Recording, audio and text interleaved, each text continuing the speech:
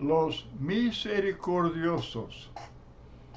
Mateo 5:7, bienaventurados los misericordiosos, porque ellos alcanzarán misericordia. Para comenzar, primer punto, nuestro Dios es misericordioso. Leemos en Éxodo, capítulo 34, versículos 6 y 7. Jehová fuerte, misericordioso y piadoso, tardo para ira y grande en misericordia y verdad, que guarda misericordia a millares, que perdona la iniquidad, la rebelión y el pecado, y que de ningún modo tendrá por inocente al malvado. Ahora Dios castiga el pecado severamente, pero es misericordioso para perdonar. Si el pecador se arrepiente, es sincero y Dios conoce el corazón y obedece al Evangelio deseando el perdón de Dios, Dios es bondadoso y misericordioso para perdonar. Efesios capítulo 2, versículos 4 y 5. Pero Dios, que es rico en misericordia, por su gran amor con que nos amó, aun estando nosotros muertos en pecados, nos dio vida juntamente con Cristo. Tito capítulo 3, versículos 4 y 5.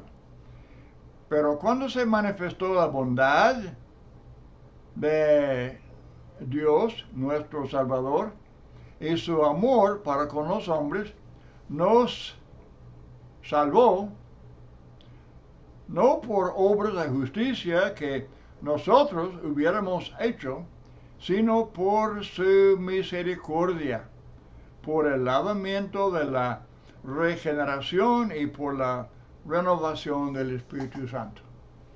Este texto es bien relacionado con Hechos capítulo 2, 38, que al arrepentirse uno es bautizado para el perdón de pecados. Las buenas obras que hubiera hecho en el mundo, como simplemente siendo buena gente, siendo bueno con su familia y bueno en el trabajo y bueno en el empleo y buenos de muchas maneras y servicial, eso no. Muchos confían en eso, pero eso no, sino por aprovechar la bondad de Dios y su misericordia cuando obedece al Evangelio, así sometiéndose a la voluntad de Dios. Ahora, habiendo recibido tanta misericordia de Dios, debemos mostrarla a otros.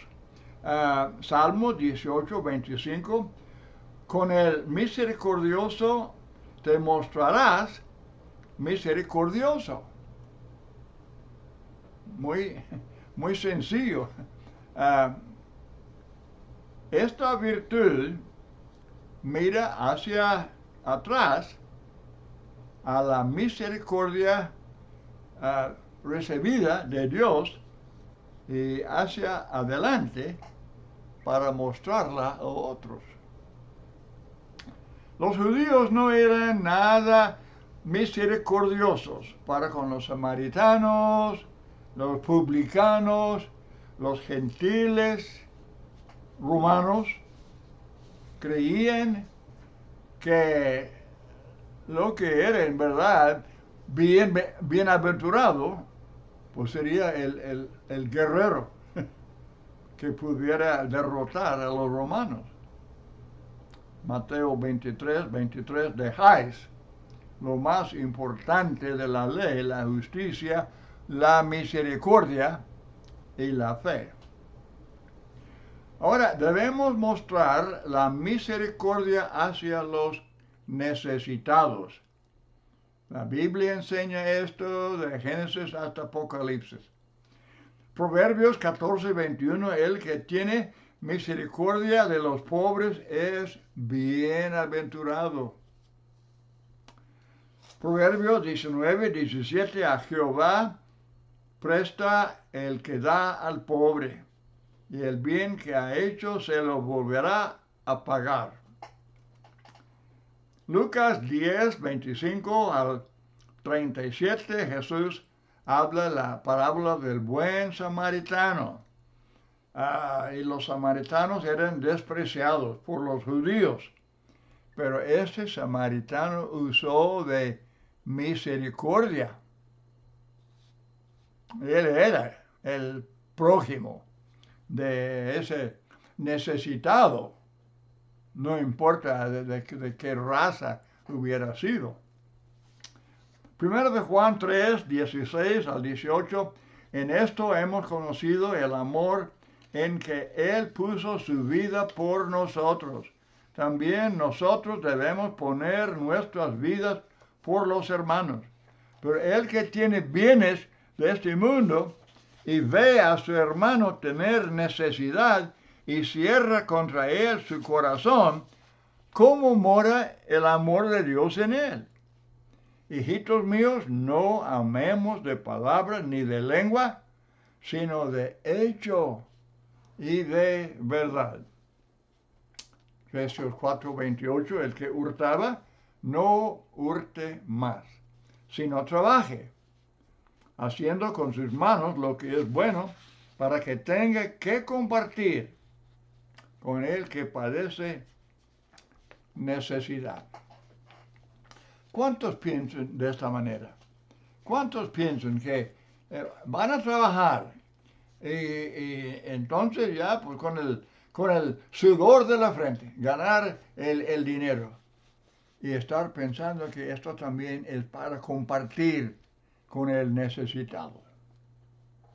¿O es nada más para él mismo? Es mío. Yo lo gané. Yo soy el que sufrí y trabajé. Bueno, Efesios 4:28, texto muy importante.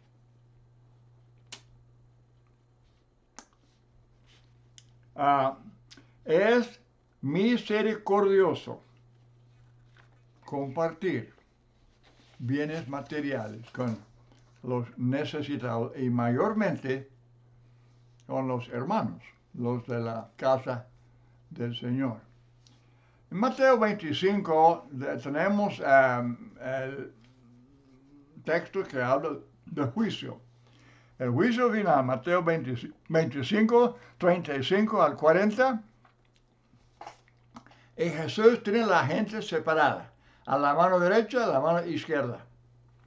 Y luego Él dice a los que estaban a la mano derecha, tuve hambre y me dieron de comer, tuve sed, me dieron de beber, fui forastero y me recogisteis, desnudo me cubristeis, enfermo me visitasteis, en la cárcel vinisteis a mí, y en cuanto lo hicisteis a uno de estos mis hermanos más pequeños, a mí lo hicisteis. Hermanos, pensemos dos veces. Al ver a cualquier hermano necesitado, hay que estar pensando, Cristo se identifica con ese hermano. Y sirviendo, ayudando, ministrando a ese hermano, como ese texto indica, estamos ministrando a Cristo. Ahora, entonces, el misericordioso quiere ayudar a otros. No es una mera emoción, no es un mero sentimiento, no es palabra de acción. Es palabra de acción. Hace algo por otro. La misericordia es la compasión demostrada. La compasión, sí, compasión demostrada, puesta en acción. Jesús usó de misericordia como sanando y ayudando en varias formas a los siguientes. Por ejemplo, la palabra misericordia en Mateo 9:13, hablando de pecadores. En Mateo 9:27, en cuanto a los ciegos. Mateo 15:22, la hija de la cananea que estaba endemoniada. Cristo mostró misericordia sanando, abriendo ojos cerrados, limpiando leprosos y toda clase de servicio. Mateo 17:15, el epiléptico que padecía muchísimo. Marcos 5:19, el endemoniado. Lucas 1:58, Elizabeth, que tanto quería un hijo. Lucas 17:13, un leproso. Filipenses 2:27, Epafrodito, enfermo, a punto de morir. El punto es, en todo esto vemos acción, vemos servicio, vemos ayuda, algo práctico, como expresión de misericordia. Ellos pidieron, la gente pedía misericordia. ¿Qué pedían? Pues que le abrieran los ojos, que le hiciera, que le ayudara a caminar y que lo limpiara de la lepra. Estaban pidiendo que Jesús hiciera algo por ellos. Y lo hizo. Mostrando misericordia.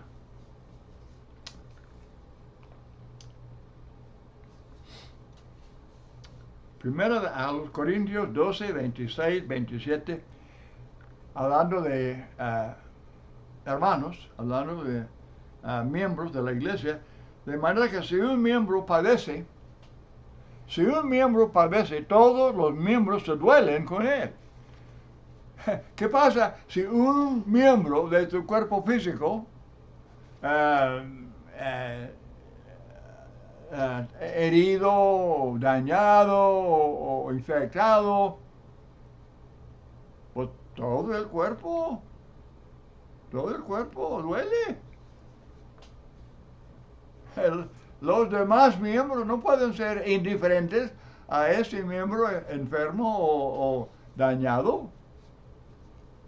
Así es en la iglesia. No podemos ser indiferentes hacia ningún miembro en la iglesia. Si un miembro recibe honra, todos los miembros con él se gozan. También, 1 Timoteo 2, Pablo dice que debemos orar por todos, estar preocupados por todos. Exhorto ante todo a que se hagan rogativas, oraciones, peticiones, acciones de gracias por todos los hombres, por los reyes, por todos los que están en eminencia, para que vivamos quieta y reposadamente en toda piedad y honestidad.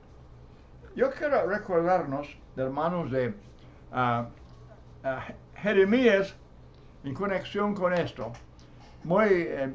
Tenía el mismo corazón que Jesús. Jeremías es llamado el profeta llorón, el profeta, el que escribió Lamentaciones. Y dice Jeremías 14, 17, derramen mis ojos lágrimas noche y día, y no cesen, porque de gran quebrantamiento es quebrantada la Virgen hija de mi pueblo, de plaga muy dolorosa. Él está hablando de la apostasía, la idolatría, los pecados del pueblo de Israel. Y él lo lamentaba de corazón, derramando lágrimas. Buen ejemplo para cristianos. Lucas 19, 41. Cuando Cristo llegó cerca de la ciudad de Jerusalén, al verla, lloró. Lloró sobre ella, diciendo, oh, si también tú conocieses, a lo menos en este tu día, lo que es para tu paz. Mas ahora está encubierto de tus ojos, porque vendrán días sobre ti cuando tus enemigos te rodearán con vallado y te sitiarán, y por todas partes te estrecharán, y te derribarán a tierra y a tus hijos dentro de ti, y no dejarán en ti piedra sobre piedra, por cuanto no conociste el tiempo de tu visitación. Esto coincide con Mateo 24, también Lucas 17 y Lucas 19, Lucas 17 y Lucas 21, que describen la destrucción de Jerusalén. ¿Y qué pensaba Jesús de eso? Es el juicio de Dios sobre Jerusalén. Y desde luego era castigo merecido. ¿Y Jesús, cuál era su reacción? Lloró. Como él lloró cuando murió Lázaro. Lloró sobre este pueblo rebelde. ¿Cuál es la actitud de nosotros hacia los del mundo? Los que están perdidos.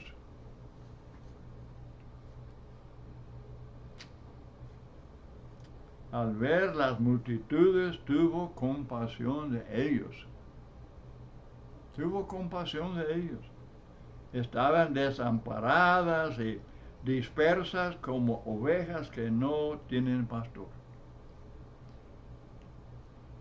En conexión con eso de llorar sobre Jerusalén, dice en Mateo 23, 37, Jerusalén, Jerusalén, que matas a los profetas y apedreas a los que te son enviados, ¿cuántas veces quise juntar a tus hijos como la gallina junta sus polluelos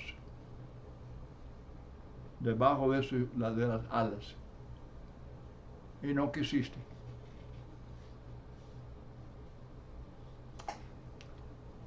Hermanos, sin duda alguna, el ejemplo de Jesucristo. Debemos preocuparnos por la condición lamentable de los que están perdidos y del mundo religioso. Por los ciegos que están siguiendo a otros ciegos hacia un destino horrible. Debemos preocuparnos por todos. Miembros de la iglesia, cualquiera que sea su condición o su necesidad, enfermos física o espiritualmente, mundanos, indiferentes, descuidando las reuniones, siendo así pues, desobligados. Debemos, no solamente, no es cuestión de que estemos viendo eso y quejándonos y murmurando y juzgando, más bien estar preocupados como Jesucristo y como Jeremías y otros profetas. Estar preocupados porque el castigo les espera a los infieles. Gálatas, Pablo estaba preocupado por los hermanos de Galacia. Capítulo 4, verso 19, hijitos míos, por quienes vuelvo a sufrir dolores de parto. O sea que cuando uno está predicando el Evangelio y la gente acepta, la gente obedece y la gente nace otra vez. Es cuestión de nacer otra vez, es cuestión de parto. Y dice Pablo, por quienes vuelvo a sufrir dolores de parto hasta que Cristo sea formado en vosotros. Entonces, debemos, hermanos, tomar muy, pero muy en serio esta cuestión de imitar a Pablo, imitar a Cristo. Otro texto que debemos leer es Hebreos 4, 15, 16, porque no tenemos un sumo sacerdote que no pueda compadecerse, de nuestras debilidades, sino uno que fue probado en todo según nuestra semejanza, pero sin pecado. Acerquémonos, pues, confiadamente al trono de la gracia para alcanzar misericordia y hallar gracia para el oportuno socorro. Bueno, la misericordia se demuestra desde luego de muchas maneras. Aún en esto de enseñar, predicar la voluntad de Dios, dice Pablo en primera a los Tesalonicenses 2:7, antes fuimos tiernos entre vosotros como la nodriza que cuida con ternura a sus propios hijos. ¿No puede el predicador habla con fuerza? Claro, seguro que sí. Pero lo puede hacer con amor, de manera hermanable. Sí puede. Y como dice aquí, como la nodriza que cuida a sus propios hijos. Y luego verso 11, así como también sabéis de qué modo, como el padre a sus hijos,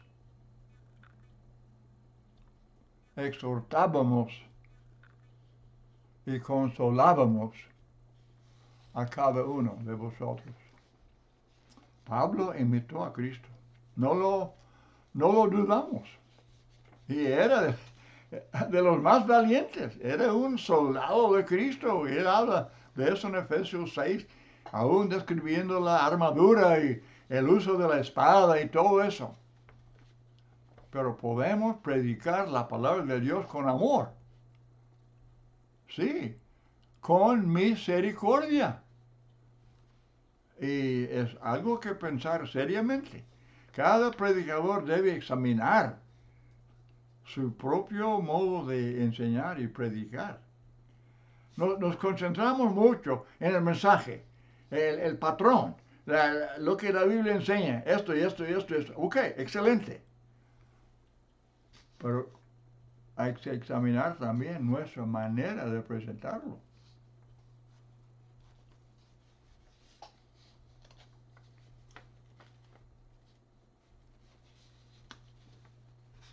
También os rogamos, hermanos, que amonestéis a los ociosos, que alentéis a los de poco ánimo, que sostengáis a los débiles, que seáis pacientes para con todos.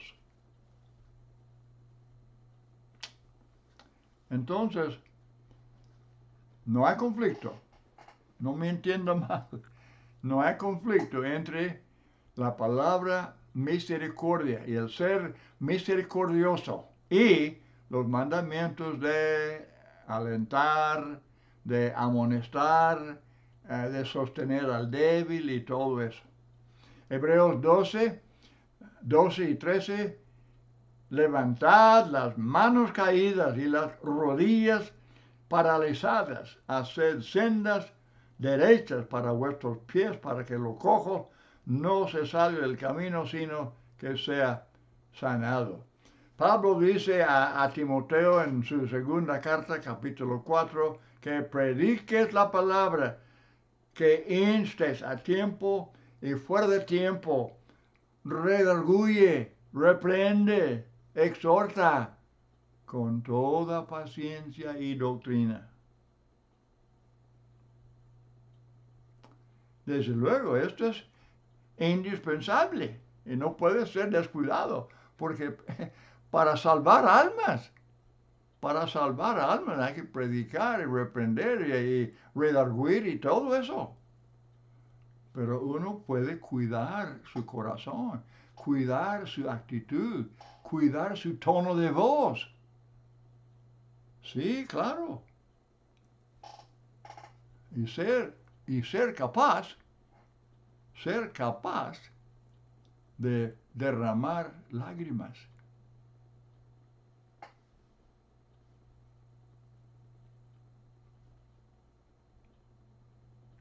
Judas 23. A otros salvad, arrebatándolos del fuego.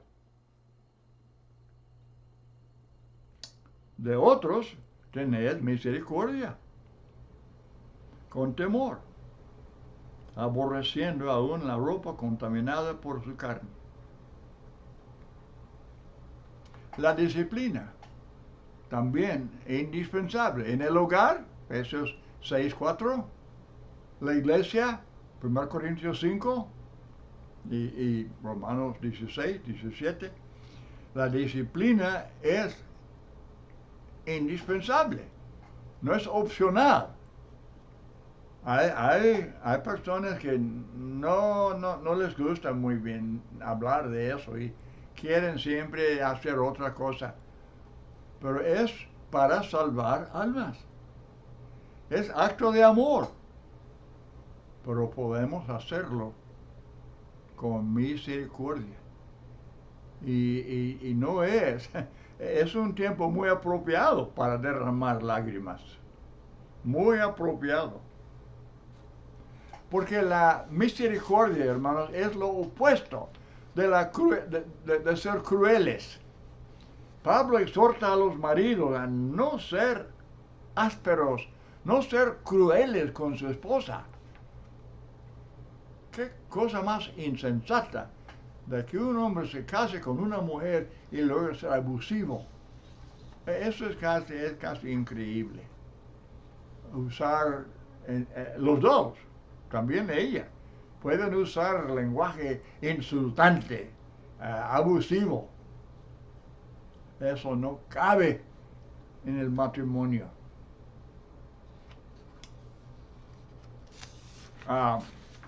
Bueno, el tiempo se está acabando, pero yo quiero mencionar, en conclusión, Cristo, él fue criticado cuando él estaba asociándose con los pecadores, aún comiendo con pecadores, y él les dijo que los sanos no necesitan médico, pero los enfermos sí. Yo no he venido a llamar a justos, sino a pecadores al arrepentimiento. El punto es que debemos tener la misma misericordia hacia los pecadores. La mujer que lavó los pies de Jesús con sus lágrimas y los estaba jugando con el cabello, dice Jesús, tus pecados son perdonados. Lucas 15, el hijo pródigo, no, pues como el padre lo recibió con tanto cariño. Y eso es Cristo, es su actitud hacia pecadores. Uno más, tiempo se acaba. ¿Qué hubiera dicho usted? Sus hermanos lo han enviado, vendido. Sus hermanos lo han vendido como esclavo a Egipto. por el odio, por la envidia, lo maltrataron y lo vendieron. Y luego, años después, ellos llegan y están completamente dependientes de José. Y José los tenía en sus manos. Él los tenía en sus manos para hacer lo que él hubiera querido hacer. Y él dice, yo no soy Dios.